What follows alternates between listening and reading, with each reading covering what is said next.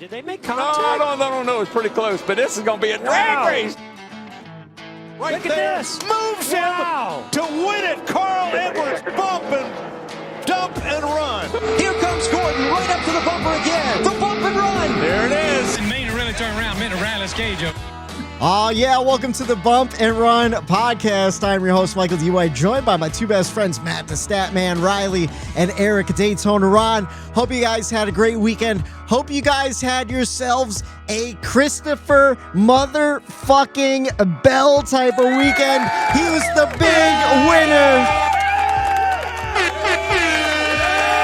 He was the big winner down in Martinsville, and somebody called that win last Monday during the betting segment. Our first win in a couple weeks too, so it's nice to end the season on an up note gambling wise. The rare time in NASCAR history where the race winner wins on a walk-off to get himself into the championship, and it is not even close to the biggest story coming out of the weekend. Absolutely insane. You want to know why? You want to know why? Because don't let the fact that Christopher Bell won distract you, because the big story this weekend, and we will get there, is the Melon Man. And he crawled right around the safer barrier of turn 3 and 4 at Martinsville. Absolutely insane. We will get to it. But boys, did you know, fun fact, who the last winner we picked on the podcast was that we got right? It was at New Hampshire. It was Christopher Bell. And I picked him because he's my short track ace that everyone forgets about. But make sure you like, share, subscribe. Maybe we'll win you some money. It depends. We were on hot streak for a while earlier on in the year, so make sure you stick around for the gambling segment at the end of the show. We're going to be picking who we think is going to win the race next week and who we think is going to win the championship, because it might be two different people. I'm excited to find out. I am on fire from this past weekend. Usually Tuesday nights, I know we're always like a little slower, a little down in the dumps because the race was kind of far away. It feels like it was a different week. No, tonight I am ready because we have so much to talk about. Make sure you like, share, subscribe, do all that fun stuff. But first, fellas, how was your weekend? Big Halloween weekend. You guys celebrate the Halloween holiday? It was a nice weekend. I celebrated it by hunting on Saturday. Mm-hmm. Hunted on Saturday, and then Sunday it was the best NASCAR ending of a race I've ever seen. It's 48 hours later. I'm still buzzing from it. Oh, how about this? We'll talk about Halloween. I have a funny Halloween story really quick. I'll try to make it fast. Yeah. So a couple weeks ago, we're out shopping, right? Like 2 or 3 weeks ago. And we see all the candy displays and everything. And I told my wife, we're in the new house, and she was all excited, new neighborhood. She was all excited to hand out candy for trick-or-treaters. So it's a couple weeks ago. I'm like, you better get your candy now, because if you don't, you're not going to be able to get it. I know you're going to wait, right? So, of course, this Saturday rolls around. We still don't have candy. It's Saturday night. She's like, we got to get candy. So I'm like, all right, well, we needed other things. Let's go shopping, right? Went to Walmart, completely wiped out. Went to Target, completely wiped out. Went to Sam's Club, completely wiped out. So she's all down in the dumps and everything. So Monday morning, I'm at work yesterday morning, and she texts me at like 8 o'clock in the morning. She's like, I just got candy at CVS. She's all excited about it, right? Mm-hmm. Somebody asked me how many trick-or-treaters we got. 0. Eric? Some family definitely came by, so I'll say 4. How many trick-or-treaters you get? We got 0 trick-or-treaters. And in the meantime, I'm getting snaps from Kevin and Luke from just right across the river. Kids. Where I'm not even joking. There must have been 200 kids at their houses trick-or-treating, and we got 0. It was funny, but yeah, she was beat up about that, but we had a laugh about it today. Matt, I don't know if I told this story on the podcast last year, but I had a very similar story last year, because where we grew up, the town of West Pittston, it is a huge Halloween town where like people come from all over the area, where literally like thousands of kids show up. There's only like maybe 1,000 people in this town, and they literally shut down a whole entire street, Delaware Ave, and kids just go up and down. Like if you live on Delaware Ave, you have to give out candy. It's just one of those rules, you know? Yeah, if you don't decorate either, like you're just an outcast in Delaware Ave. Yeah. And so I live 2 streets over, and I've grown up on this street. Like I grew up trick-or-treating West Pittston. Like it's a big deal. And last year, my girlfriend, she lives on the other side of West Pittston. She lives where there's not a whole lot of houses. It's a lot more older folks and everything. And then there's the main avenue, and we're like off the main Ave. So I was doing the same thing. I was excited. I'm like, oh, we got trick-or-treaters. And she had like maybe a half a bag of candy. She's like, oh, it'll be enough. Trust me, I didn't get anyone last year. I'm like, no, it's West Pittston. Like everyone shows up, did the same thing, went to Walmart, bought tons of candy last minute, where I made up like 50 some little bags. I'm like, I don't know if this is going to be enough, but like, I think we'll be good. We got one person and there's an older woman that lives on the corner, and I don't know if it's her daughter or if it's just a friend that comes by with her little kid in a stroller all the time, and they talk. So we see this family all the time. The little kid in the stroller showed up because she wanted to see our dog. I was like, oh, thanks for. I felt so deflated, dude. Because it's devastating. And your wife is really into Halloween, right? Like you guys got married on Halloween. Yeah. So like it had to be devastating for her too, you know, because you get excited. You like seeing the kids show up with costumes and all that stuff. You hand out candy. It's like, now, see, like me. Yeah, I don't really give a shit about Halloween, but like, you know, it's our holiday. So I was like, you know, yeah, that'll be fun. We'll hand out. We have Jackson, you know, well, hey, kid, baby's first Halloween. Nothing. Well, now you know. Next year, just come over to your dad's house and hand out candy. That's exactly what we said. We're going to start at my dad's over in West Pittston, and there was thousands of kids out in West Pittston yesterday. Yeah, that's why I had zero as well. I had zero as well, but where I live, it's pitch black. You look outside my front door, there was no lights on anywhere around me. No one comes up where I'm at. Yeah, I'm a little too far outside of town. Yeah, I'm a little too far out of town. So I didn't even get any trick-or-treaters. I didn't buy any candy. So I ended up deep frying a whole bunch of chicken bites on Halloween night for myself. So I had myself a decent Halloween night. Now, what's with the goatee, though? Was that a costume decision? Yeah, I did go to a costume party on Saturday night down at my buddy Kenny Bryden's house, or his parents' house. And he throws a big Halloween bash every year, and he has a big tent, music, you know, food. Everyone brings their own dish. And I went as, I mean, our age, our era of people. I'm 32. You know, I went as a professional wrestler named Dude Love. Yeah. And I had the old tie-dye shirt on. I had his spandex, the old wrestling boots, the glasses, the headband, the whole get-up. And I ended up actually winning a little prize for like most, I think it was original. You had a vote at the party too. You could vote for like scariest, duo, most original. And I ended up actually winning most original. So I got a nice little coffee mug with a bunch of candies and stuff inside of it. So that was a surprise. Dude Love, baby. Dude, Dude Love was always my favorite face of Foley. I guess we'll do the wrestling podcast, but like when it came to Mick Foley characters, I love Dude Love. He's like, yo, daddy, yo, you know, just having fun with it. He never had the sex appeal character, or like he was always just a grungy, dirty guy that got his ass kicked and all these, you know, crazy matches with thumbtacks and barbed wire bats. And so like when he went to Dude Love, I agree, Whitey. I kind of was like, okay, it's about time you give Mick Foley a little bit of, you know, a break from beating his body up as he was getting a little bit older. So I did fall in love with the dude. All right. Well, enough of a Halloween Town podcast and a wrestling chat. We got some NASCAR news to talk about. The Bump and Run NASCAR news. Just a couple stories. We'll run right through them because we got a lot from the race weekend to talk about. Cole Custer's penalty was upheld, though. So I want to know what's going to happen to his old crew chief. It's suspended indefinitely. Like, does he have any chance of coming back? Like, is he just out of the sport now? Do they move him to a different role in the company, like an engineer or something like that? They'll bring him back next year. I would think that they'll lift it in the offseason, I would think. Okay. It's just kind of crazy. It might be one of those things where they send him to a class, say, hey, this is wrong, go through this, and then we'll reinstate you back in. I can't see them over that incident saying you can never be in this sport ever again. Like, I didn't think it was that egregious. No. It is not a lifetime. No, it's not a lifetime ban. No. And then let's see. Austin Hill will run part-time for Beard Motorsports in 2023. Old Iron Fist.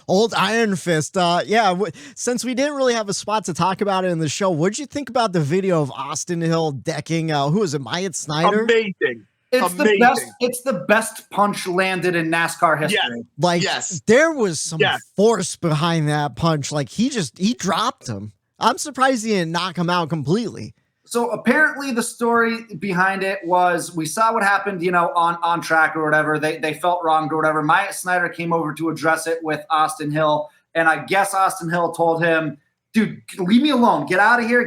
Like, just get out of here. And he wouldn't leave. So what do you do in that situation? He clocked him. You make him leave. If you haven't seen the video, go look up the Austin Hill punch. It was the biggest punch I've ever seen. Austin Hill is a big old country boy that you don't really want to mess with. And he dropped him. And then the most important part too was not only any fighter, anyone who's been in a fight knows this.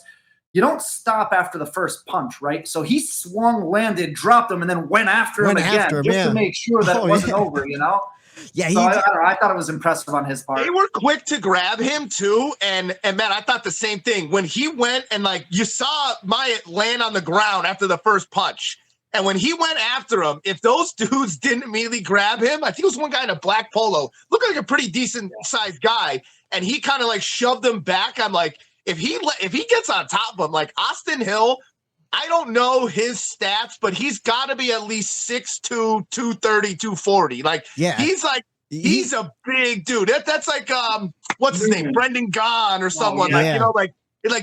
You could tell in his race suit, he's not a normal race car driver just looking at him. So that was, it was shocking because, like you said, of all the things that went down, a Christopher Bell walk-off, the Chastain move at the end, this gets buried down there. If this is a normal week, this is all over. This is a major headline. NASCAR news.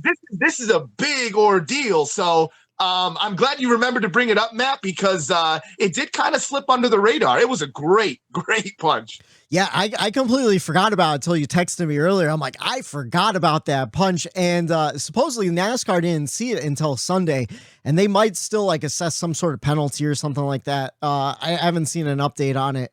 But I haven't been tapped in today either. I read on Twitter, Steve O'Donnell did comment on it, but he said they are still gathering information. Yeah. So they know about it. It's just, I think you're right. They got to it a little bit later, so they kind of didn't, put their all into it. So I think it maybe even tomorrow we might see something come out, but they do know about it. Yeah, and he's one of those. Funny. I'm sorry. Go ahead. I was just going to say, he's one of those classic, just good old country boys from Georgia where he's got farm strength from lifting hay bales all day long. He's got big old meat hooks. And this isn't the first time he's trying to fight someone, because we saw an altercation with him and Ty Dillon when Ty Dillon was running a one-off down in the Xfinity series this year, where Ty Dillon was oh, you're going to get moved around like that in the Cup series. And then Austin Hill was on edge, ready to hit someone. So I think he's just been itching to punch somebody for a long time now. It was just funny how that news broke of that story, because up until they reported it on the pre-race show, there wasn't anything on Twitter or anything about it. It was right before the race started on Sunday, the pre-race show. They just NBC was like, oh, hey, by the way, we're going to show you a video of something that transpired yesterday on pit road. You make your own assumptions of what happened here, and then they just show it, and it's just the haymaker heard around the world. It was unbelievable. I did see one tweet about it on Saturday or Sunday where it just mentioned oh, Austin Hill was in a dust up on pit road, and it didn't mention anything else. There was no video or anything, and then that came out. It was pretty insane. But next piece of news, 2023 Clash will run under the lights. So it's gonna be a late night for us on the East Coast. I don't know what time the sun sets in California in February, but I'm assuming it's gonna be a late show, maybe like a 9 o'clock start here, 6 o'clock out on the West Coast. What do you guys think about what was that? The 2023 Clash? The Clash of the Coliseum. It's gonna run under the lights of the Coliseum. So interesting. That's February. That's my birthday, February 5th, which is, I believe, a Sunday this year. So yeah. So great, a Sunday night race. Yeah. On the West Coast, so you have to wait an extra 3 hours for it to get dark out there too. So like I said, I don't know what time the sun sets out there. Maybe they'll run it like they usually did Homestead. Maybe they'll start it and then it'll go into night, maybe like day into night. You know what I mean? Because like they have to think of the East Coast here. There's no. Like you can't. There's no way you can't. You could have it starting here at 9 o'clock. Like I mean, you could obviously, but I will say this: as I've gotten older, I struggle. I'm a big NFL football fan. Everyone that listens here knows that, and it's like even though my team sucks, I still watch them every week, and like I don't remember the last time besides my team because I will always watch them. But just a normal football game that starts at 8:30 or later, I can't do it. Like I'm just at that point where like I don't care enough about just the game of football when my team isn't in it to watch it. So like, oh man, like it's getting tougher and tougher to watch these later, races and stuff. And I'm only 32, so I mean I don't know if that's just me, but I don't understand that. Maybe it's they're trying something new. Maybe it's like a test thing. Like, hey, can we run a little bit later here? What is it gonna? I don't know. Yeah, I don't know. I'm not too thrilled about it, but I am excited to see just the visuals of it all. Because I do enjoy like night race. I think like finishing a race under the lights does add a little bit of flair to it. Plus it's a Clash. We need to separate it from last year too, make something new. And then the last piece of news, Alex Bowman will race at Phoenix. So he's medically cleared. He's going to jump into the car and I hope he does well. It's nice to see him come back. So dumb. Really? I think that's the dumbest thing in the world. Yeah. Look at what happened with Tyler Reddick this past week. Yeah. You know what I mean? Like why even come back for one? I get it. I hear it's his home track, blah, blah, blah, blah, blah. Yeah. But like, even though you're medically cleared, like, I still don't think it's worth it because what's going to happen? The way the season has gone, that 48 car is going to back into the wall at Phoenix. And why even risk that? Yeah. Like, I don't know if he wants to be in his race suit, like if he's expecting Chase to win and just be a part of that and maybe have a role in helping Chase at some point where they want him back for this race. Like, that's where my head goes. But other than that, like a team order thing, like where it's like, hey, we could use you a little bit more in this race. Like, I think it's just a dumb move. Like, wait till they get this new car fixed next year. Yeah. Let everything go and just call it a fucking season, man. That's my opinion, though. I don't know. I agree. It's probably the smart thing just to wait for the Clash in Daytona next season. But I mean, racers want to race, man. Like I'm sure it's really difficult watching Noah Gragson in that car every week, and you're not in it. Like I couldn't imagine. Still just one race. Like it is what it is at that point. You know what I mean? Like it's the guy was in your car, okay, but like if you were that upset about it, try getting back sooner. Well, you can't come back sooner. Well, there's one race left. Well, it's at that point, it's like, oh, well, let the guy run my car one more race. What's one more race? Yeah. You know what I mean? And to me, if I'm Alex Bowman and I look at what Tyler Reddick did, like, yeah, it's tough to keep a race car driver from getting in that race car. How about when you're already in the race car and you have to say yourself, I'm done. I can't do this. So like if I'm Alex Bowman and I'm looking at Tyler Reddick, I'm actually that was an admirable thing that he did was say, I can't do this. Like that shows these younger drivers, hey, if I'm in the trucks or Xfinity and I'm not feeling okay, like, listen, you don't want to step out of that ride because we all know you watch someone else in that car and they perform well. That's not a good look. Yeah. But at the same time, I think we've talked about what the most this year. and that's safety. Injuries. And I think that rings true. And what Tyler Reddick did, I have to applaud him. I think he really put a spotlight on it again, as far as not for something, controversial, but something that I think these younger drivers and other drivers don't have to be young, maybe to look to do and to copy that, because it is a tough thing to get out of that car, and for him to do that, I thought that was pretty cool of him. I agree, Eric. If it was me, I probably wouldn't be coming back. The only thing that I could think about is, I know when Junior went through all of his concussion symptoms and all that, I know the one big thing for him personally, just as a competitor, was, I need to get back in the car to make sure that I can still do this. Yeah. And I think maybe for Alex, instead of having to wait 3 more months, hey, maybe I'm medically cleared. I have to get in this car just to prove to myself, instead of waiting 3 months and let it eat at me, I got to prove it to myself to get in this car. Like, and make you're sure still good. You're ready.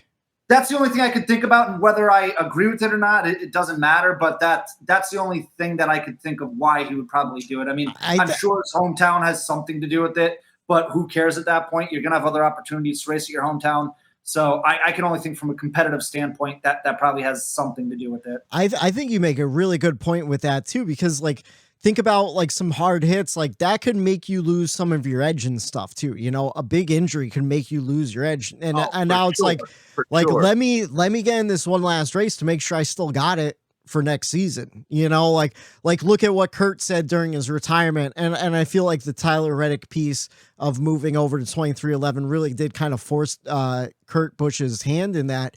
But he said he wasn't sure if he was going to be capable of performing up to his standards next year, and that played a part. He could run, and he'll manage, to go out there, but he's not going to be able to perform at the highest of his ability and put the team in the best chance to win every week. So yeah, I could definitely see that too. Yeah, and I just want to touch on the Tyler Reddick piece in case anyone missed it during the race. But Tyler Reddick got out of the car early. He took a big hit in Homestead, and then he said he felt fine throughout the week. But then during Martinsville, during one of the restarts, there was a huge checkup where he got into the back of someone, into the back of them. His face hole went completely forward as far as his straps and everything would let him. And then he got hit in the back immediately after, and he got thrown into his seat. And he said after that, he just felt rattled, where he couldn't continue.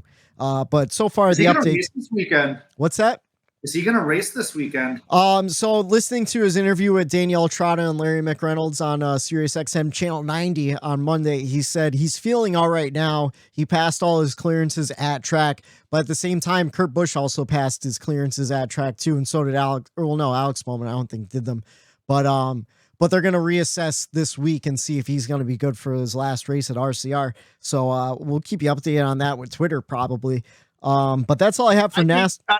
Just to touch on that Reddick thing, I think it was Martinsville. The beating and banging there, always getting hit in the bumper. I think that had a lot to do with it. I think if that wasn't Martinsville race, I think Reddick finishes and he doesn't have that issue. Probably. I think that he goes on to the next week and it's kind of a non-story. So Phoenix, I can't imagine any, Martinsville type of bumper to bumper and stack ups like you get there. Yeah. So I think it was just unfortunate that it was Martinsville that went after Homestead for his situation that he was in. So I'm hoping to see him back and get one last race in with Burnett. Plus, he has that dog leg to cut, so he can avoid a lot of the bumping and banging. Yeah, we know we love the dog leg here on the Bumper Run podcast. But let's jump right into the race weekend. We got tons of stuff to talk about, and we'll start with your Xfinity Series winner, Ty Gibbs. Normally we don't spend much on the Xfinity Series, but he punted his teammate Brandon Jones out of the lead. And I'm wondering how you guys feel about it. I could sum it up. There's a great analogy from Days of Thunder. Russ Wheeler don't deserve to win, Tim. And if NASCAR won't call it low down, shit ass racing. You bet. It's just racing here. Oh, yeah. All overreacted. Yeah. I mean, right now Joe Gibbs is the same owner from Days of Thunder in my eyes. What do you guys think about Ty Gibbs pushing his teammate out of the way, essentially wrecking his car and making him finish in 30th and knocking him out of a chance to run for a championship? There's so many layers to this story. I, honest to God, don't even know where to begin. So I'll begin here. On Sunday, we had probably the best move we've ever seen in NASCAR history. I think all three of us kind of feel the same way with that one, with Ross Chastain. Yeah. Where on Saturday, I don't know if you guys are willing to say it. I'm willing to say it because it's my opinion. It was the stupidest move in NASCAR history for so many reasons. So I don't know. Like I said, there's so many layers to this that we can unravel. I'm probably going to miss some of the points that I wanted to talk about.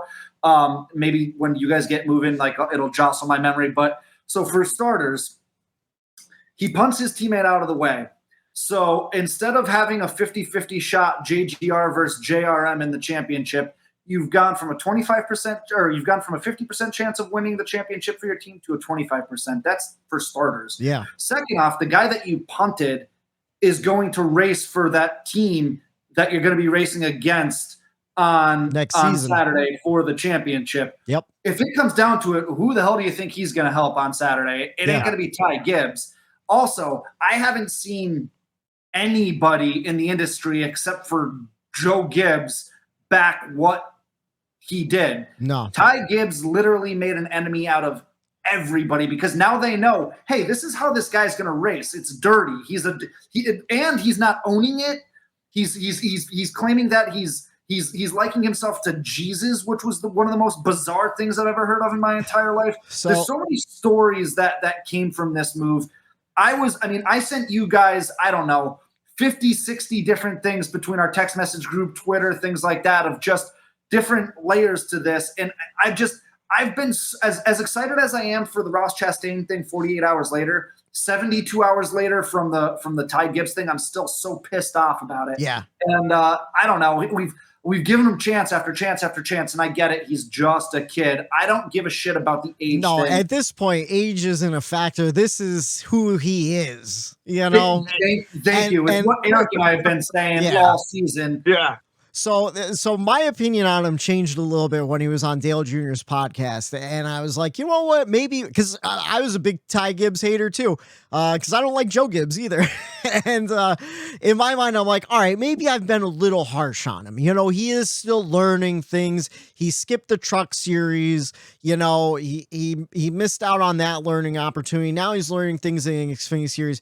But you want to know what? Now he's just driving like an asshole, drive like an asshole. Like he's driving for race wins that he doesn't need. And I get it. It's hard not to run for the race win when you know you can, but to knock your teammate out of it and knock him out of the running to run for a championship, it's like, what did you gain out of that? A clock? Dude, you know, it was a lose-lose situation. He literally cost his family money that day. Yeah, like a lot of fucking money. A lot of money.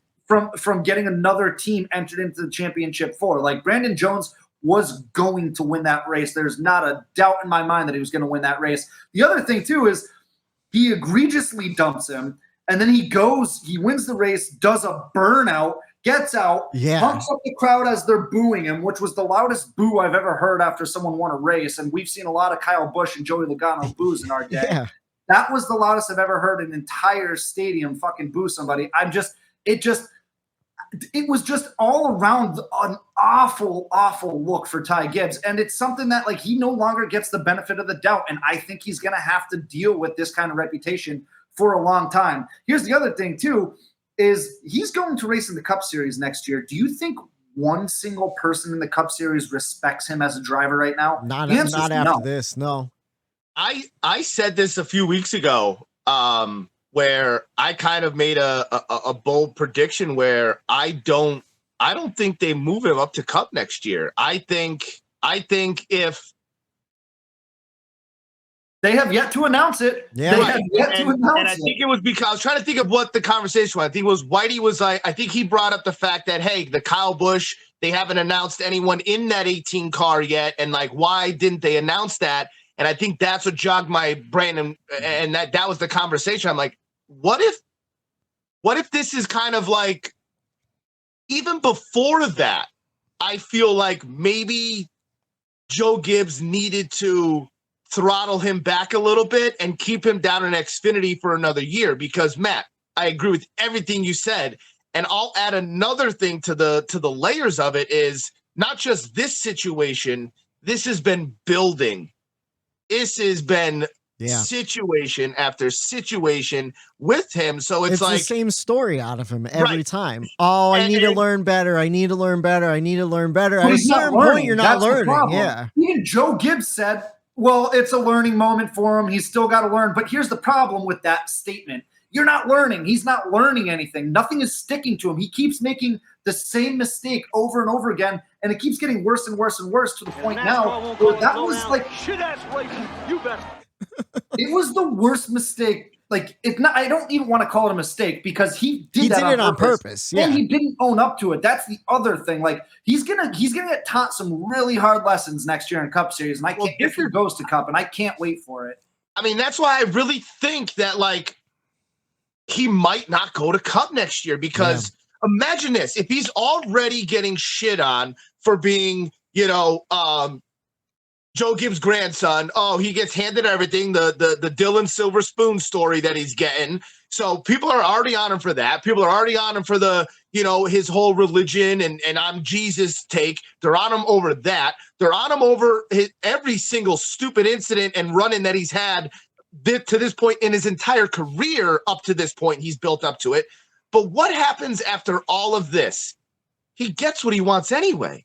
You give him that Xfinity ride. You give him that, you can't reward bad behavior. Right. You give him the opportunity to drive that 23 and that 45 when Kurt is out. And it's like, why are you rewarding him regardless of what's going on? So I think in a way, if Joe Gibbs is dead serious on actually like controlling this situation and getting a narrative like flipped over and really wants to help his grandson, I think the most logical thing that I would do is you have to keep him in Xfinity again. Yeah. You have to punish him.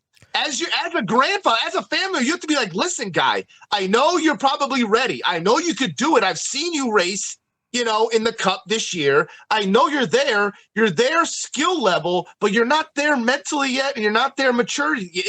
You're just not. You're not. And I think Joe Gibbs has to step up and say, you're not getting that Cup ride this year. What makes you think? I would love for him to sit down and be like, okay, Ty, look at me right now and say everything why you deserve a Cup ride. You're giving the company to Eric? You're giving the company to Eric? Right. That's exactly what it's like. And everyone's like mind blowing. Like, why are you keep giving this guy a better ride and another opportunity? And it's just like, you gotta take it. You gotta take him out while you can now and say, dude, you either get your shit together or guess what? This is the road you're gonna have to take. You know what I wish we saw on Sunday? John Hunter Nemechek running that 23 car. I wish they would have pulled him. Like, hey, like, you can't keep doing this. Like, these are going to be the repercussions for your deal. Right, and a lot of people were actually calling for that too. Like, hey, like, don't let him run in here. Take that away. Like, and it's just like, man, like, and that was before he dumped at Brandon Jones too. Like, people were already irritated at Ty and didn't think he deserved certain rides and certain opportunities. So, I mean, I guess if Joe didn't do it then, which was a good opportunity to say, hey, no. Oh no. Maybe this was a little bit of a forced hand here after this scenario, but I think Joe Gibbs has to step up here. I've never heard an entire broadcast booth all simultaneously agree how dirty of a move that was. Like Burton, Steve Letarte Jr., they were all everybody in the NASCAR world. That's not how you win races. That's not how you do it. That was a dirty move and it should not be rewarded. Here's the biggest, you take all that and you push it off to the side. The biggest shame in all of this is the kid has got all the talent in the world. He really does. And he's such a talented kid. He doesn't need to square up his teammate and drive him up the wall and go win a race. He probably could have figured out a way to get around him. He's got the talent to do so, the speed to do so. So I don't know. None of it makes sense to me. And then he comes back out of the car and he leans on his religious beliefs and he makes himself look like a hypocrite. And it's a bad look all around. And I want to say, maybe he'll learn, but I have no evidence that he's going to learn. No. So I was listening in the morning drive yesterday, and I feel like Mike Bagley had a great point to this whole thing too, that I haven't heard anyone else really talk about. Of course, Bagley is an MRN guy. He's so good. He goes, I just wish that he would have given Brandon Jones the opportunity to race for the win. Like Ty, if you want to race for the win, race for the win. Don't punt your teammate out of the way and steal the win. Go out and earn it. That's the thing. He didn't earn that win. That's not a, and then he did the burnout after, and he fed into the crowd booing him. And I can go on and on. I mean, it's just like, for me, he's public enemy number one. It's a maturity thing. It's, to me, what I saw was, and this comes to, like, we talked about it with Chastain, we talked about it with Ricky Stenhouse, we've talked about it with a lot of drivers, a young Joey Logano. It's how to control your emotions behind the wheel and when to use that aggression and when not to use the aggression. And my take on what I saw was this. Brandon Jones made it 3 wide by going to the inside of Ty. Yeah. He bumped him. He forced his way in there on the inside. Wasn't crazy. Didn't cause Ty to go up the racetrack. Nothing like it. Wasn't crazy, but he did force him to the inside, and he made it 3 wide. They came out of that fine. I think that is where Ty was like, bro, what the hell? He didn't expect him to make it 3 wide. But Brandon Jones was just racing hard. That was a racing move, get to the inside. Yeah. Coming out of that, everybody's clean. That guy, they work it out. Everything is fine after that. The 3 wide had nothing to do with Ty Gibbs, and he didn't have anything to do. But what it did was it pissed him off. I think that irritated Ty, and then Ty was like, okay, when he's in front of me now, he made that move to the inside. I bet you that's what he was telling his grandfather. Well, what? He drove it to the inside and he wasn't clear. He drove in there. I had to move up the racetrack. So I feel like he took that away from me. So it's like, I get that, Ty. He did do that, but you still had an opportunity to race him. And you didn't do that. You let your emotions get the best of you. That's how I took that whole situation. Even like post race, I don't know if it was on the broadcast. I heard it with like Claire B. Lang and stuff. And it was when he made that even Jesus was hated early on by all or whatever, which I think is a ridiculous comparison. But he said in the back, like he was still thinking about Martinsville from the spring. He's like, oh, I got that race taken away from me. So I feel like he got his race taken away from him by like Sam Mayer or whatever. And then he took it out on Brandon Jones, who was just trying to win his way into the championship four. He doesn't know how to control his emotions yet. And that's maturity. That's growing in the sport. And we see it with a lot of drivers. Yeah. We really honestly do. And it's just the fact that Ty is just, at this point in his career, he's so good and talented that he is getting a little bit more of the spotlight on these than maybe somebody else.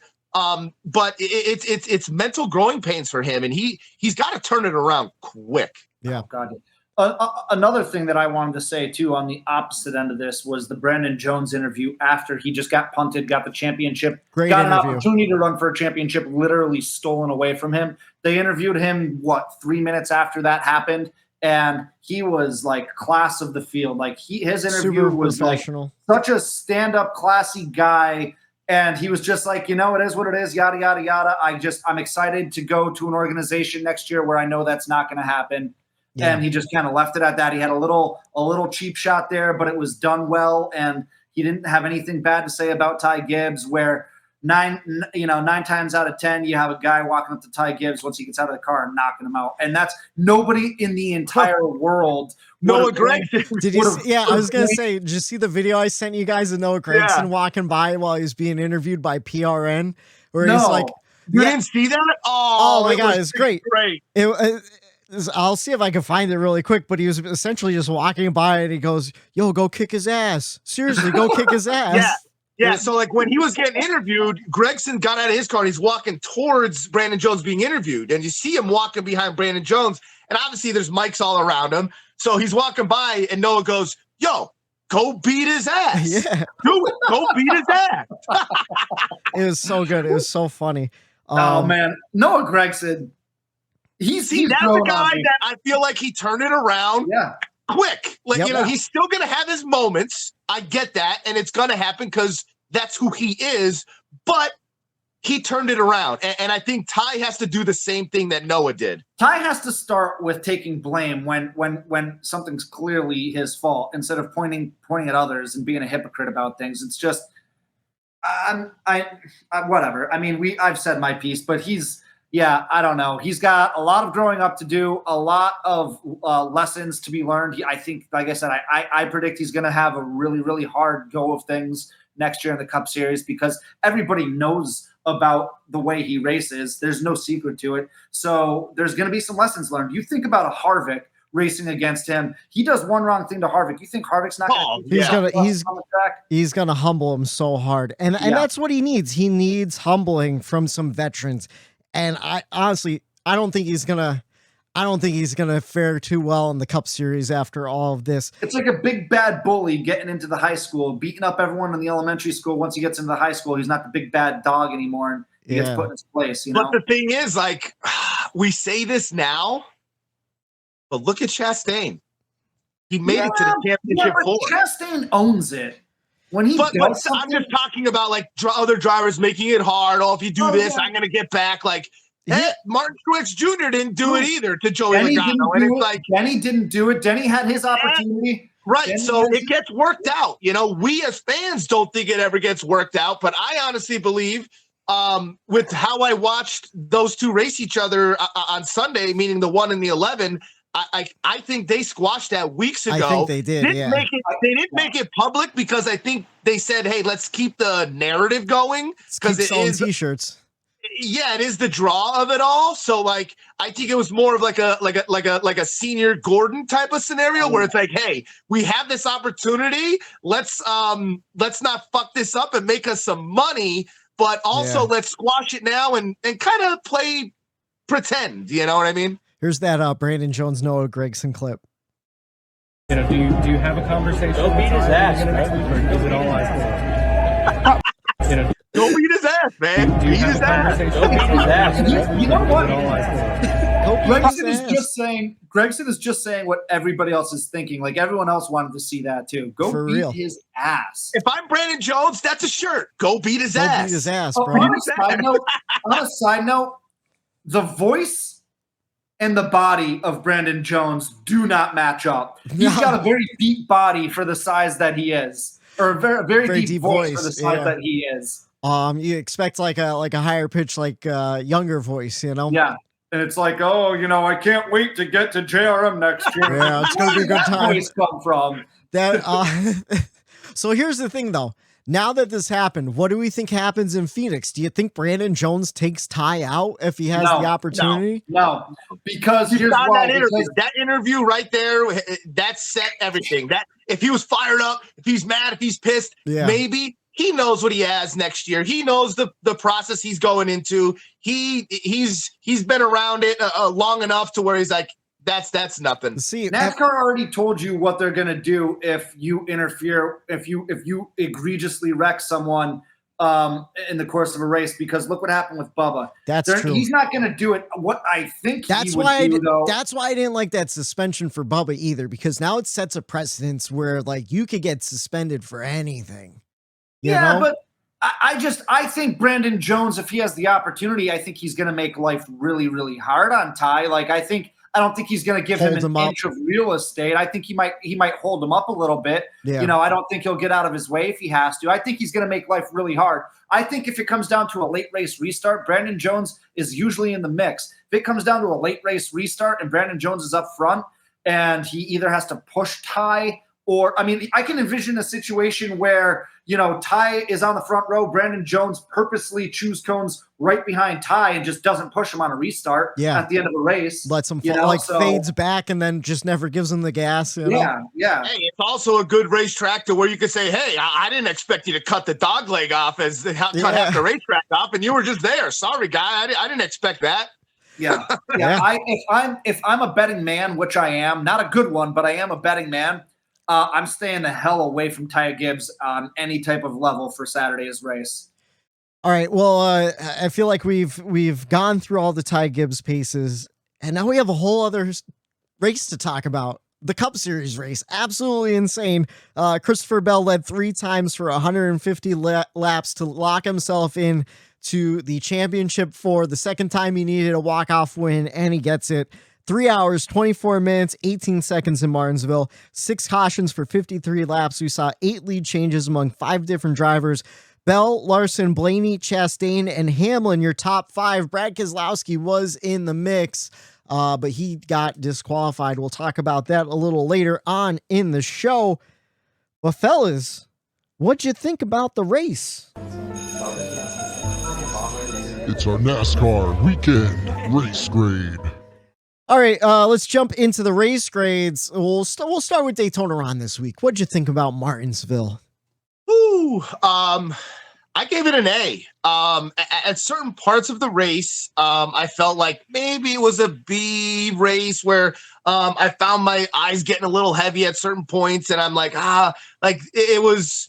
Don't get me wrong, it was exciting. I was again hungover from a Halloween party extravaganza, Yeah. So another day hungover on the couch for Daytona here. But no, it was a great race. I mean, stage 1, right off the bat, you started to see tire wear. And obviously, the spring race, there's a lot of stuff that we were all looking forward to this race.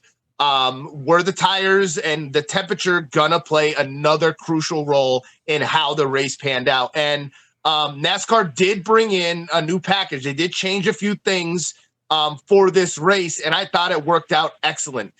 We saw tire fall off. We saw Denny come from, behind 10th place to win the stage. So there were people that started good, started fading, people that were bad, worked through the field, made some passes to get up front.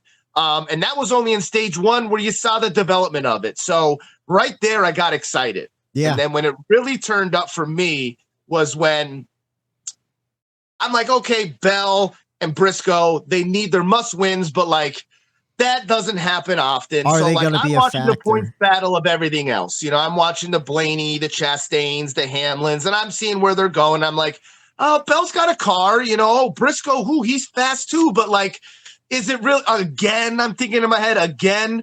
But at a certain point, I'm like, wow, there's a legit shot here that Briscoe might win. I got sweaty. He had a car for a while. Nothing against him, but I just don't feel like he's going to be there, but this year just wasn't the year for him to be in this Final Four, in my opinion. So I'm like, I'm sweating that he's going to knock someone out that I wanted to see in there that I felt was more deserving to be in there.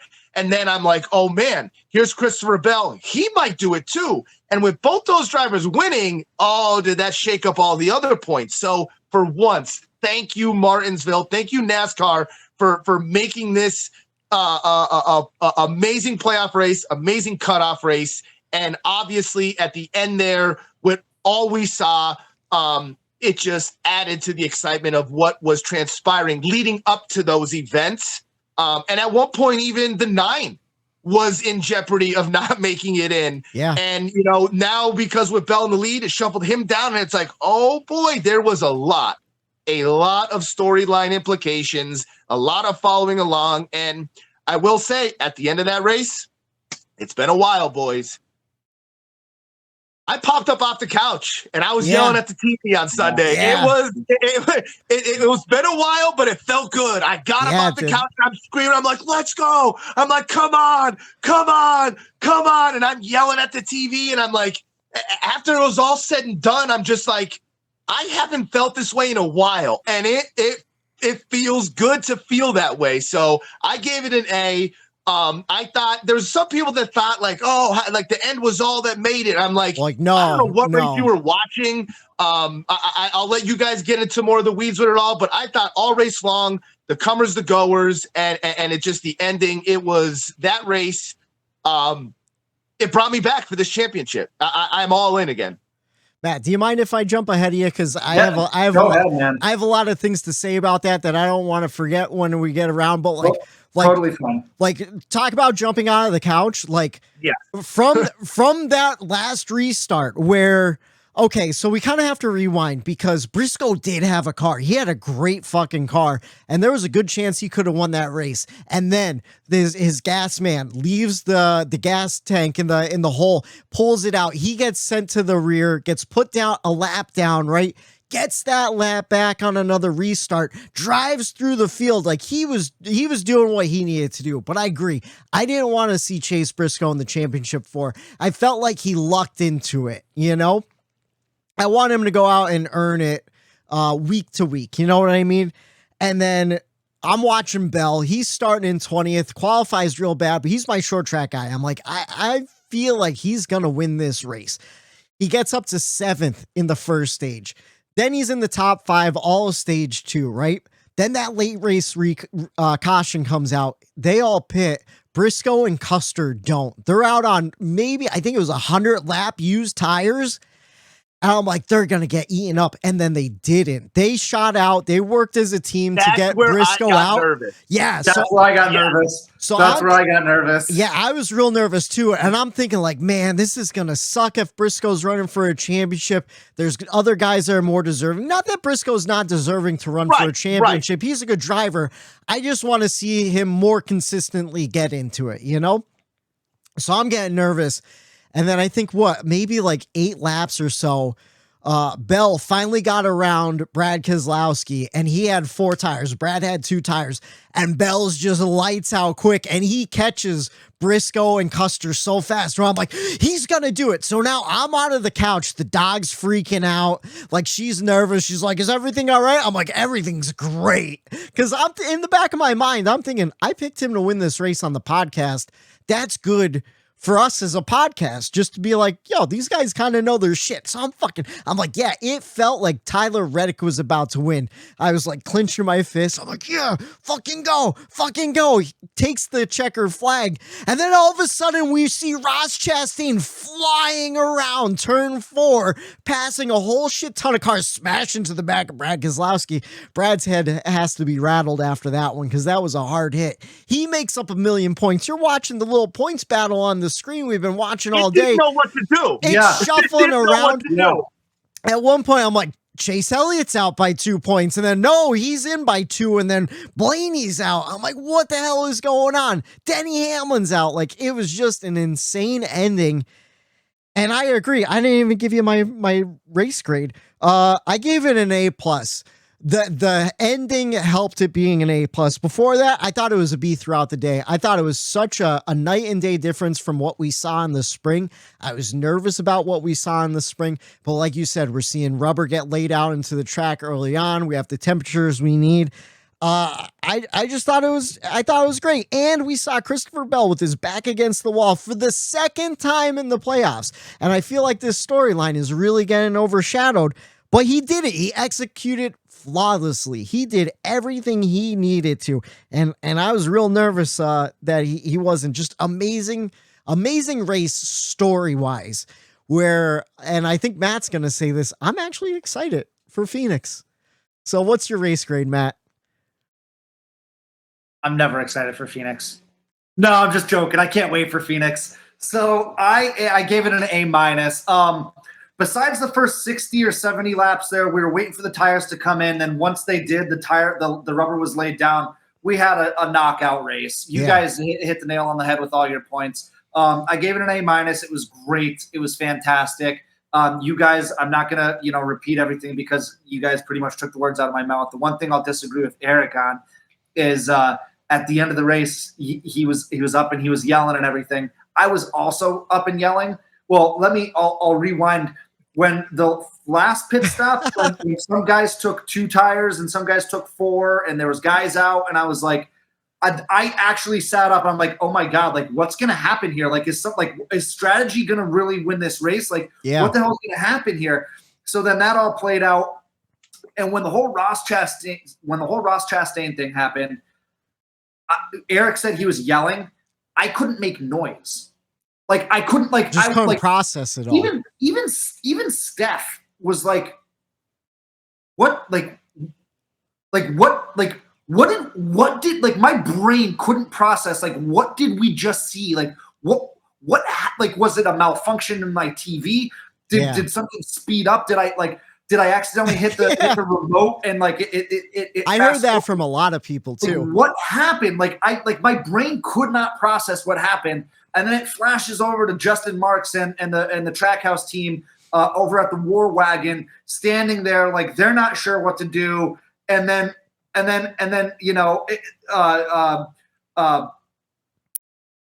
NBC drawn a blank.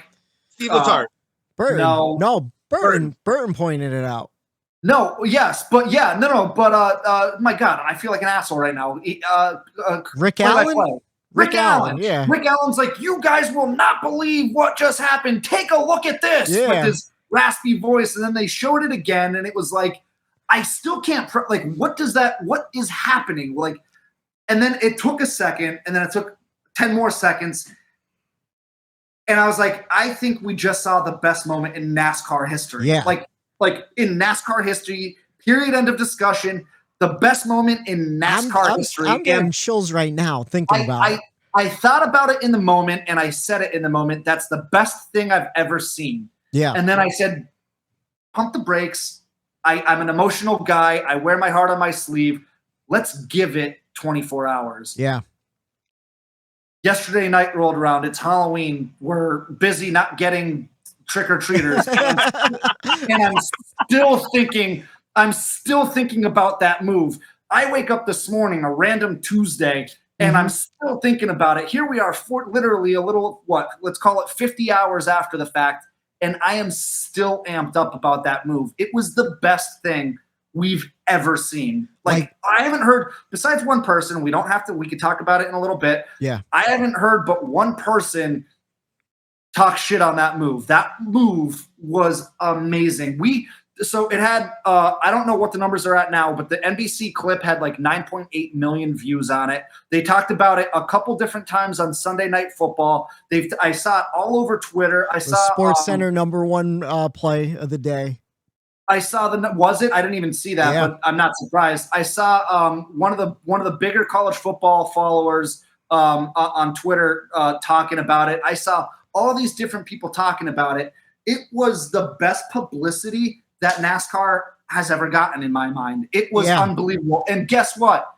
He's racing for a championship. He did it. Unbelievable. Like it's unbelievable what Christopher Bell did. He had a walk-off win, and it's the second most impressive thing that happened on that lap. Yeah. You know, it's just, we're gonna, you know what the funny part about it is, you know, I might contradict myself here. I made a tweet about it. I was half joking about it, but it's only the second most impressive thing that we've seen at Martinsville this decade. If you go back to what Kenseth did to Logano.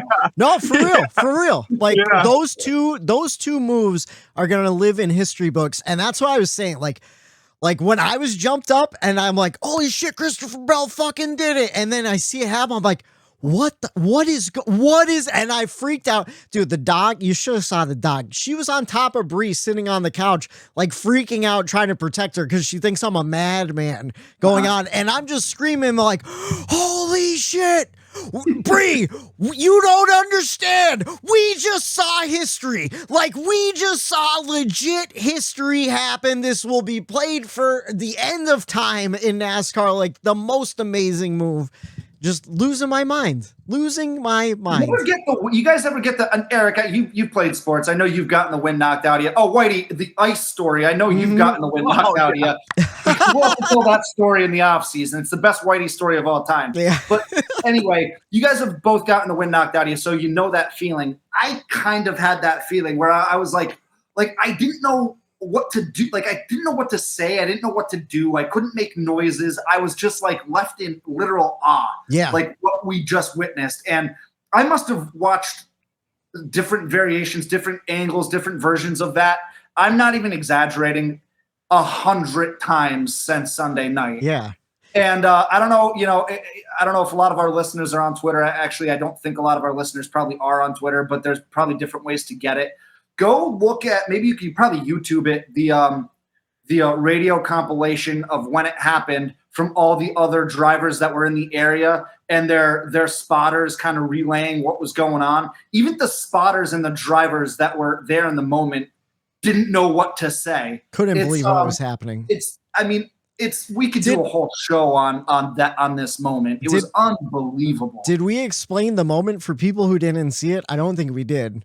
In the final lap, Ross Chastain asks the spotter, like, how many spots do I need? And they're like, we need 2 spots to make it in. 2 spots. And, which means that they had to pass 2 cars to get into the championship 4. And Ross was not really within earshot of 2 cars driving the old-fashioned way. So the old NASCAR race car, the transmission was a 4-speed transmission. The new next-gen car is a 5-speed transmission. At Martinsville, when you're coming out of turn 2, you shift up from 3rd into 4th. And then as you start slowing down, you're going to downshift down into the 3rd to enter turn 3 and 4, right?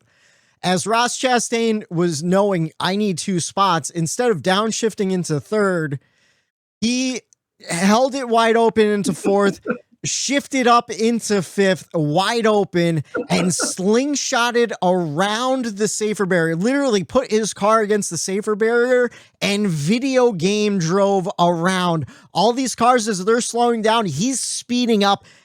Sparks are flying, smoke everywhere, and he just passed. I don't even know how many cars. I think it was 5, right? 5. Yeah. Like, absolutely insane. He was going 20 miles an hour faster through that turn than everyone else, I think it was. He completely destroyed his car. So for any maybe, layman fans, I don't know, Luke isn't really a NASCAR fan. I know he's someone who comes to mind, but he listens to our podcast, which thank you for listening. Yeah. Maybe the question is, well, why doesn't everyone do that, every lap of the race? They would get around the track a lot faster. Well, Ross Chastain's car was totaled after that. Like if that was lap 8, he would not have been able to continue the race. No. It was the last lap of really his season. If he did not do that to get into the championship like that, that's everything. That's I mean, that's if you're what not you race for. That's Super Bowl. That's you have to score a touchdown right now, or else you're not going to the Super Bowl. Yes. And he threw a Hail Mary, and he caught his own Hail Mary for the touchdown. That's how crazy of a situation this is. If this happens in June at Dover, what are you doing? Is it still a cool move? Sure it is. Yeah. But is it the story that it is today? Absolutely not. It was all the situation, everything that went into it just makes it like I honestly can't believe what we saw. And we didn't bring this up yet. And like when I saw that happen, I'm obviously yelling for Christopher Bell. And when Rick Allen points it out, that's when I sat back down on the couch, Matt. And I looked over at Dana. Dana looked at me, and I'm like, holy shit. Like, did that just happen? Yeah. And the only thing that I was thinking about, because I was following, obviously, the points, and at the end there, it was between him and Hamlin. Yep. And the history of this season between him and Hamlin, that to me, that sets this story way above anywhere else, because it's the story of the season. Not only did he do a video game move, the moose on the loose around the friggin' the safer barrier, he beat Denny Hamlin and knocked him out of the championship race. The guy he battled with all season long, had dust-ups with, was almost guaranteed to get spun out and payback. It didn't happen. And he ended up knocking Denny out by 2 spots with the craziest move we've ever seen. I think that, oh my God, like him eliminating Denny really like was the cherry on top for me. I'll say that, but like, whew, man, was that was like you nailed it, Matt. That is going to be forever one of the no matter what racetrack, not even Martinsville, no matter what racetrack we go to, that's going to be a highlight. It's just going to be the NASCAR highlight, and never forget. If you drink, don't drive, do the watermelon crawl.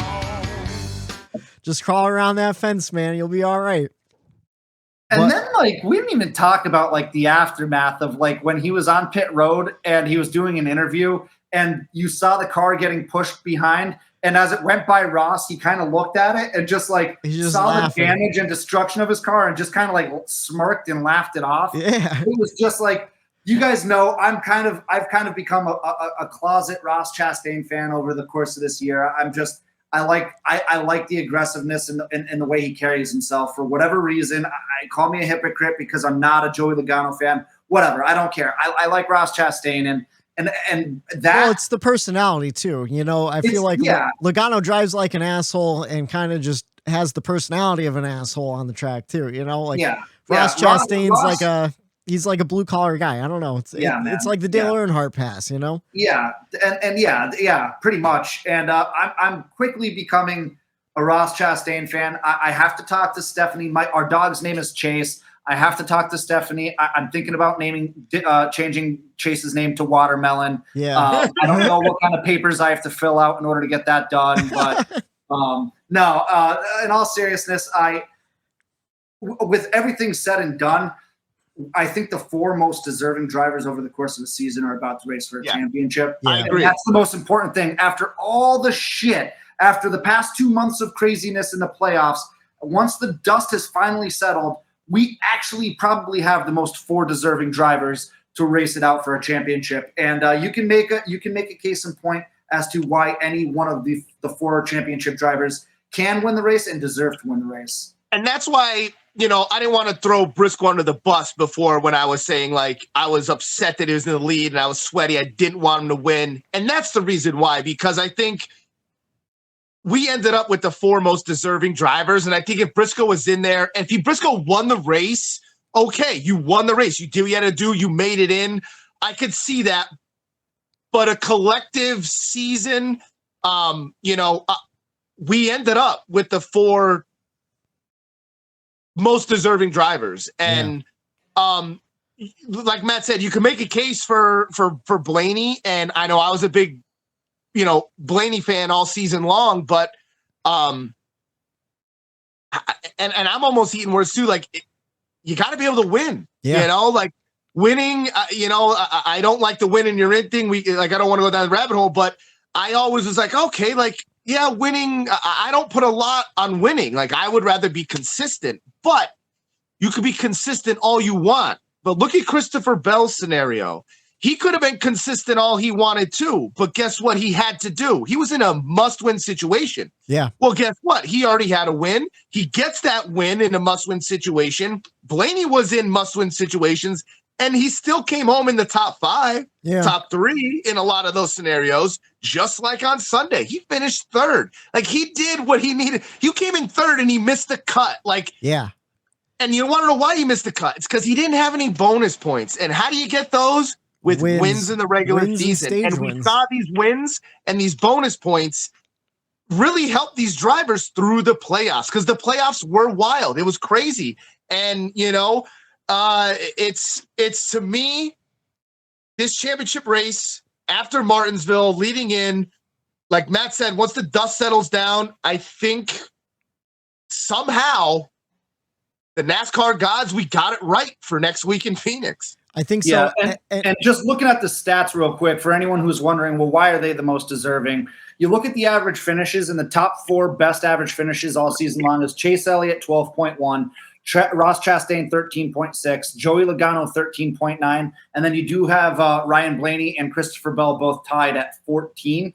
And then you've got wins. You've got Chase Elliott, 5 wins, Ross Chastain, 2 wins, Joey Logano, 3 wins, Christopher Bell, 3 wins. So you've got the stats to back up why we have the best 4 going to race for a championship on Sunday. I like Whitey said, he joked about it, but I truly, all jokes aside, I cannot wait for Phoenix. Yeah, and I think there's a good point too. Like, we did our bracket before the playoffs started, and all 4 of the drivers that are going to race for a championship were in at least one of our championship 4s.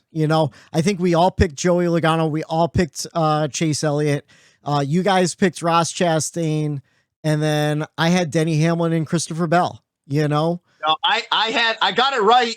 I got 3 if you just say Trackhouse. Yeah. I had the 9, the 22, the 12 I missed out on. Okay.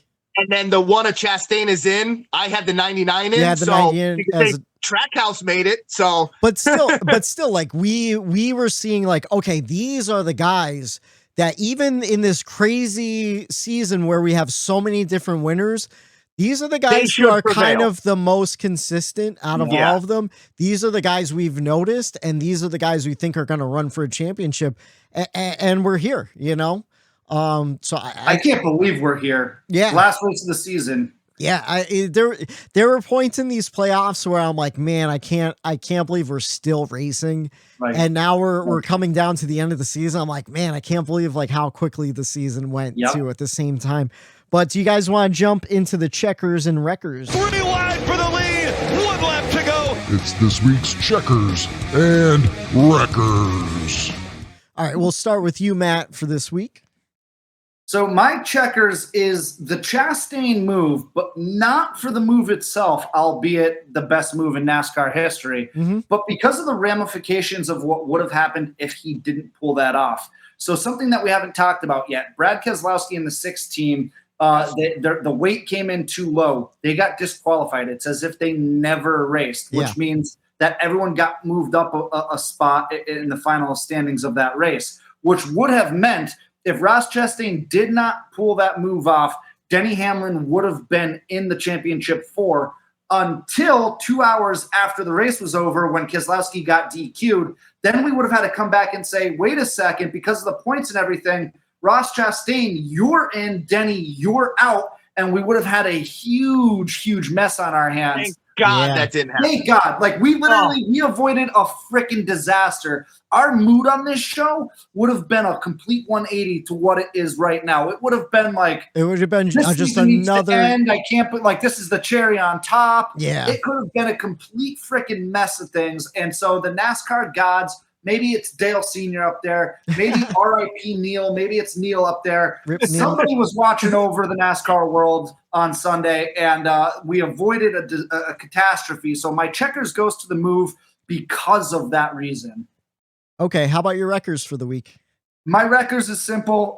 Everything Ty Gibbs. We talked about it. If you missed it, go back, listen to it about 20 minutes ago. We talked about it. Everything Ty Gibbs. Ty Gibbs in general. Change, Ty. Yeah, I feel like we could all give a collective wreckers for Ty Gibbs. I'm gonna pigeonhole you guys again. I'm gonna stay in the middle this week. I'm giving mine to Christopher Bell, and I kind of already explained why. Back up against the wall, did what he had to do, and I'm excited to see what he could do next week. And then my wreckers goes to Kyle Busch. I don't know what happened to Kyle Busch's car. But he went 5 laps down in the first stage. That car was out of control. He couldn't handle it. At one point, NASCAR said, you need to pick up the pace or your day is done, which I couldn't imagine that happening to Kyle Busch. Somewhere I think that tinfoil hat needs to be put on someone's head because I don't know. It's Kyle freaking Busch. Like, yeah, like what is going on here? Something. Was it Kyle Busch not giving a fuck, or was it JGR not giving him the car that he need? Like, what happened? I don't think Kyle Busch goes on that racetrack and doesn't give a fuck. I don't think so either. Ever, so what happened? I don't know, but it was just a disaster, and that's all I have. It's super super quick. How about you, Eric? What's your checkers and wreckers? My checkers goes to Denny Hamlin for the way he conducted himself after. I didn't think I was going to see that. Just like Matt brought up the Brandon Jones interview after that race. You're 2 minutes, whatever, outside of being punted out of the way. Championship hopes are done. And he put on a classy interview. And I thought Denny did the same thing. He's like, hey, I did all I had to do. And he said it in his car to I think it was to Gabe Hart. He was talking. He's like, listen, I did what I had to do. He's like, that's just the way just how the cookie crumbles. And I thought Denny, because we get to see a little, I was hoping maybe Twitter Denny came out in that interview where, he tends to run his mouth every once in a while. And we didn't get that. It was, I think he knew that he gave it his all. He did what he had to do. And I thought he could have went a different route there. I thought he could have, maybe trashed Chastain and the situation and he could have trashed his pit crew like I called was going to ruin his chances to get in. And that's what happened, but he didn't. He chose the high road, which I think that's a little bit of owner side of him. but my wreckers, I'll stick to this team. It goes to just Joe Gibbs, the actual man himself, Joe Gibbs, because he is just in a real bad spot right now. There is a black cloud over him. There's a black cloud over his grandson. There's a black cloud over his organization. Not only does he have to deal with this tie situation again, because it seems like it happens all the time. Now you have to deal with the Kyle Busch fans and that car they gave him at Martinsville, the car they've been giving him it's like that whole scenario is in there. It's like, what do you do? And the whole sponsorship ordeal, and the whole contract with Kyle, and like, he is just one thing after another just seems to be building for Joe Gibbs. And now you have Tyler Reddick coming over, and it's like, you better turn that ship around and get that train back on the tracks, because right now, Christopher Bell, if he doesn't make it in there, like, he's the only opportunity to win right now. And I don't think Joe expected that, because the 20 is the fourth car there. Yeah. And, I don't think he ever expected that. And now he's in a weird situation, because if he doesn't, like, I almost don't want Christopher Bell to win the championship, just because I don't want Joe Gibbs to get a championship out of this season, because he just has so much shit going on. And it's like, I'm still as an owner, he doesn't deserve it. Right. Exactly. So I'm like, man, I go, as a fan of Christopher Bell, it'd be amazing and to go along with the story of what happened. But man, Joe Gibbs, he's got to go back into his old coaching playbook, and he's got to get this team, or I should say, in this scenario, it's not a team, get the whole organization back on track. And not only for the end of this season, for right now, this week, but for next year. It's this is all leading into next year. If you don't have it under control now, you're done for next year. And Whitey, that's on you. Oh yeah, Matt, we're on. Hey, Joe Gibbs, you need to get it together. We'll have that one together by the end of the end of next year. No, I totally agree with you, and it does kind of make me nervous about Tyler Reddick coming over when it seems like the Toyota pipeline faucet is really struggling this year. It just seems like Joe Gibbs is fumbling everything that comes his way. He just I don't know, like how to handle situations. Yeah, he's the least, and he's not handling it well. Yeah. He's the least loyal owner there is, and it's like well documented. Like drivers leave that organization. Look at Eric Jones. Look at Daniel Suarez. Look at the situations that they're in now after leaving, quote unquote, a watershed team. A team that's supposed to be the top 2 or 3 organizations in all of the sport. And you see guys leave that. I mean, you have an all-time talent in Carl Edwards leave the sport from JGR. You don't see that many other top-notch organizations, and it just seems like it's not I don't know. What the hell do I know? I'm on the outside looking in. I'm just a fan, but it just seems like not the best organization or not the best owner to run for, because you're not safe there. No, what I was thinking about too, just now with the Denny thing, like, and with Christopher Bell making it and Denny didn't make it. Remember when Denny and that whole Christopher Bell swapping pit crew people came to play? Yeah. Do you think Denny is a little irritated because his pit crew was shit, just a literal bag of shit all year long for him? Why didn't they make a change to the 11 team? I think they did. He changed the 20 and the 45 or the 23, but like, why not? If you're that bad, did he change up his crew at all? I'm almost certain he's been running Kyle Busch's pit crew for the majority of the playoffs now. I'll have to find it. I'm almost certain that happened though.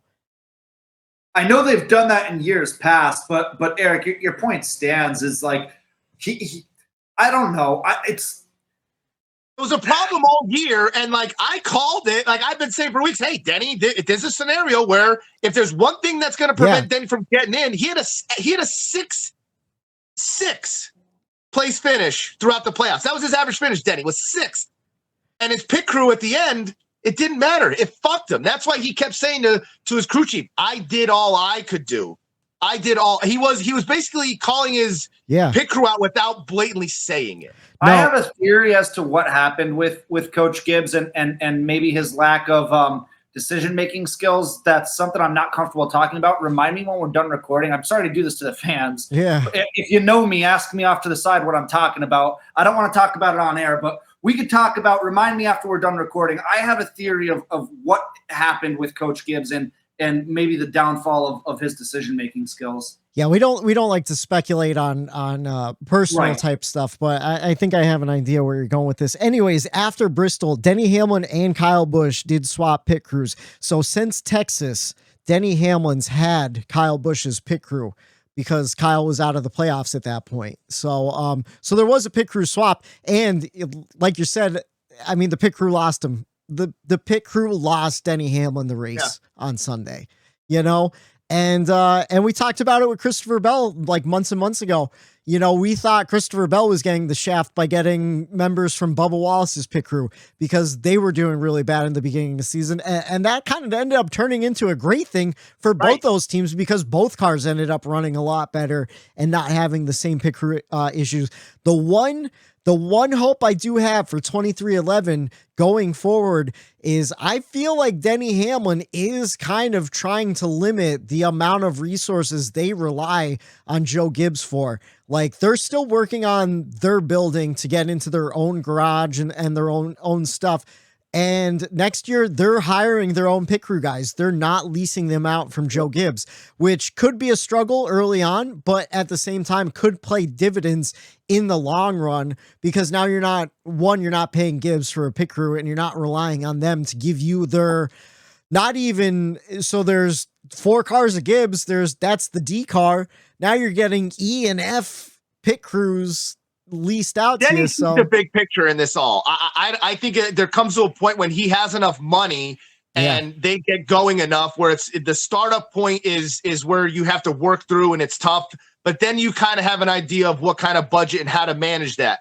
Once they have enough money there at 2311, if they keep winning races, I do believe Denny probably just wants to say, hey, like we'll get our motors from TRD, but like we are not a Gibbs affiliated team. I could definitely see that happening sometime in the future for sure.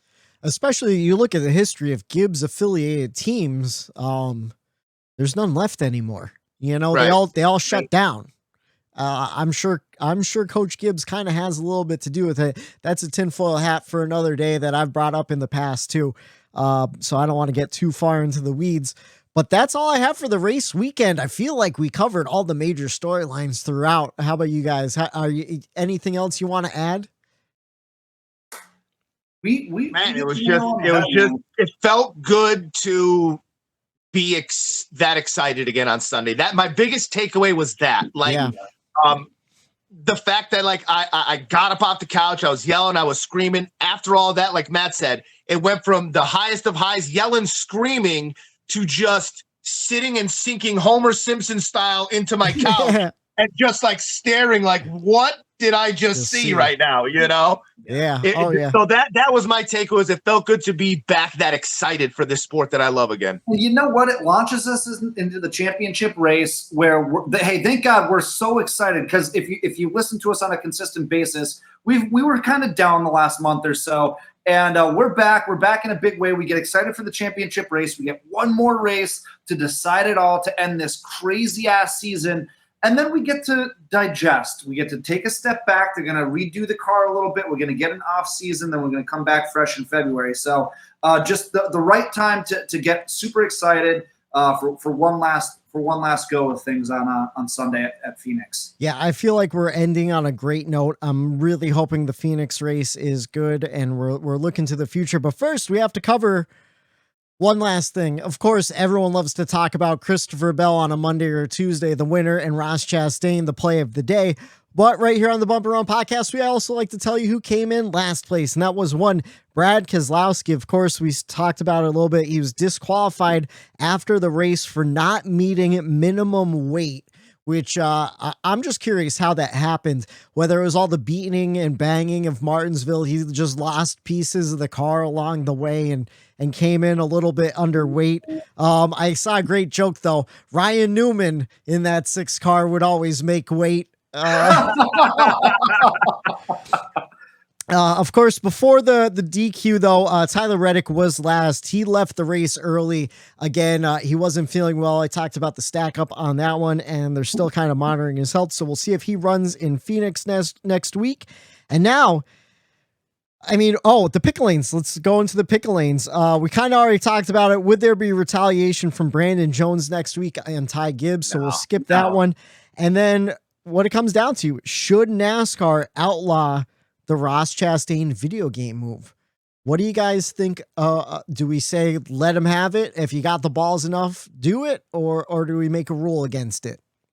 I say you let him have it. You let him have it. I don't think there is a rule that you could put in place that wouldn't just fuck everything else up. Yeah. I don't think there's a specific thing that you could say it was everything Ross Chastain did. If you're just listening to, everything he did was inside the rule books of NASCAR. So he didn't do anything wrong. He didn't put any cars in danger. He only put himself in danger and his own car in danger. And I know some people say, if he caught one of the safer barriers and went up into the catch fence, that's it. Hey, it could happen, and it might have happened, but it didn't happen. And I just think there's not a rule. I could say it's too much of a gray area to police, because if you're at Daytona and you push it 3 wide and you get squeezed up into the wall and now you're rubbing the wall the whole way trying to make a pass at the end, are you going to get penalized? Are you going to get penalized for that just because you're against the wall? You're within the racing,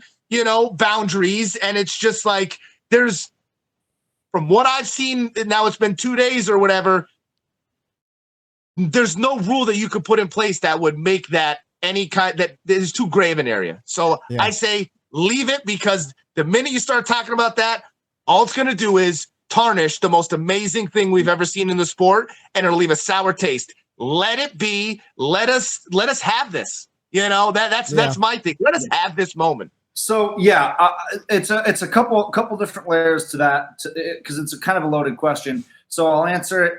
Do I want them to put something in place? Absolutely not, because that was amazing. Not to mention, one of the biggest rebuttals is, you don't want people doing this all the time. Yeah, Martinsville is probably the only track where that's going to work anyway. You look at almost every other track. I can't think of one off the top of my head where that specific move would even work to somebody's favor. I think that maybe at Bristol, maybe. I don't know. Maybe, but the banking at Bristol, it's so I don't aggressive, know. You're going to bounce off that wall and slide right down the track. There's some other tracks where we're coming into turn 3 and out of 4, regardless of being either 2 miles or a mile. Like, you could do it. Like, imagine you're at Michigan and you just pin it against the wall and send it. Like, maybe Darlington, tracks like Dover, you can't, because when Dover, the safer barrier comes out at Dover when you're exiting the turn, and they kick out. They almost hit it to begin with. So there's probably a couple. I wouldn't say there's none, but I would say there's a lot. You might be able to do it at New Hampshire just because it's flat. But anyway, the larger point still stands, where you really can't pull that specific move off at most NASCAR tracks. I think NASCAR's probably going to let this go. If it happens again and there's some sort of injury or some sort of big ass accident that comes from it, I think maybe they step in at that point and say, boys, let's not do this anymore. But until then, there's no reason to step in and say, there was no harm, no foul. He did it to himself. He knew the repercussions. He even said, I knew exactly what I was doing. I knew that it was either I was going to get hurt, or I knew all the chances. I made the calculated decision. That's on me and me alone. He owned it. Nothing bad came from it. And there's no reason, there's no good reason for NASCAR to step in and say, hey, I don't want to see this happen again. Why not? We just had the best publicity that NASCAR's had in decades. And it's never happened before. What's to say? And there was 5 other instances someone brought up where it was attempted and it never worked. But it never worked. And I mean, you saw like it, and to be honest with you, it barely worked for Chastain. Yeah. Like because that car, like, and especially with the new car, the thing that I was like, oh, that tolling goes, that whole car, he's going to shift right back into the racetrack. And next thing you know, like, there is going to be a big accident. So, like, his car was pretty banged up going through that. And, like, it almost didn't work for him. So, like, even if it doesn't work for him, we're not even talking about this. Like, you know what I mean? Like, my whole thing is what I saw, absolutely amazing, freaking out. The more I thought about it, I'm like, man, I hope truck guys don't try to do this because it's not going to work out for them. You know, I hope Xfinity guys don't try to do this. So I was like, oh, we should probably have a rule against it so no one even attempts it, you know? But what's the rule going to be is that's what I'm saying.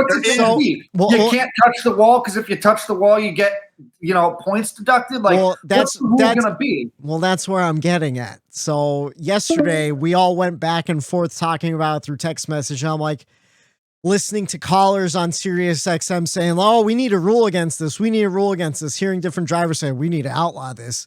And I'm like, how do you write a rule that, like, how you have to be so specific?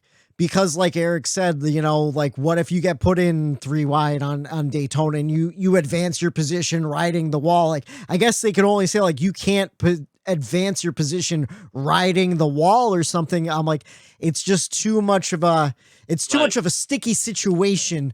Like, how do you get into the weeds like that? They screwed up blatant rules already, and you're gonna put this one in? Like, they can't even police and get the rules they have now right. And you're gonna go ahead, because I heard one thing where it's like, and I guess I could see it, but you're not gonna do a championship cutoff race.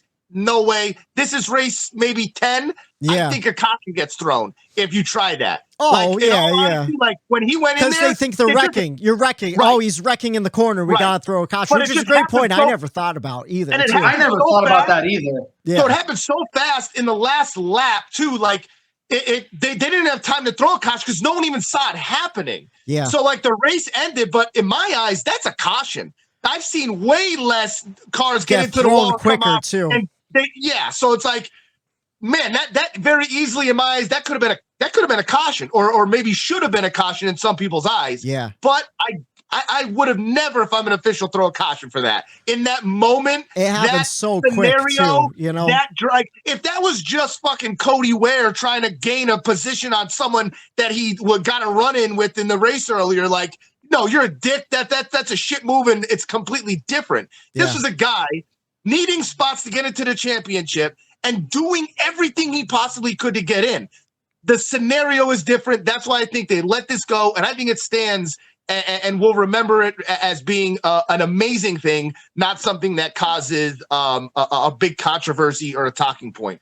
No, I agree. I just fear Carson Hocevar or one of those young guys is going to try something. Let him do it then. They know the trucks can't handle it, though. That they know how tough these new cars are. A truck that won't do it. I mean, Xfinity, you saw Josh Berry win after he smashed off the wall. Those they're a little bit better. They're not as obviously, rigid as the new Cup car, but I don't think I think that was such a crazy move.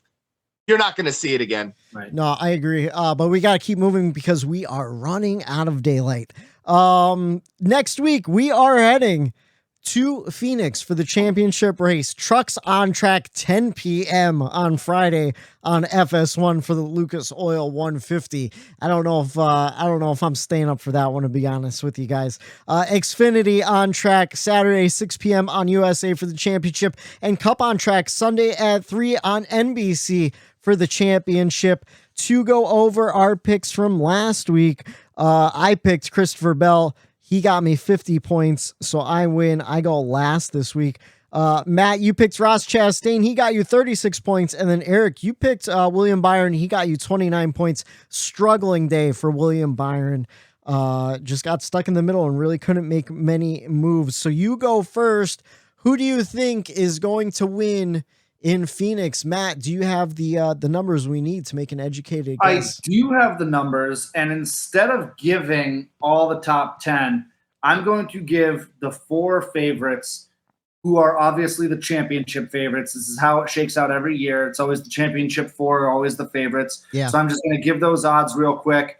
Joey Logano and Ross Chastain both come in at a dead plus 400 to win the championship. Christopher Bell at plus 300 and Chase Elliott at a plus 230. So it's tight. It's, to me, that's as close to a toss-up as possible. Of course, those lines are provided by DraftKings. If you're going to be DraftKings Sportsbook, if you're going to be betting, that's where I pull those lines from. Of course, those lines might change throughout the week. Yeah. But to me, the odds makers are saying, hey, anyone's ball game.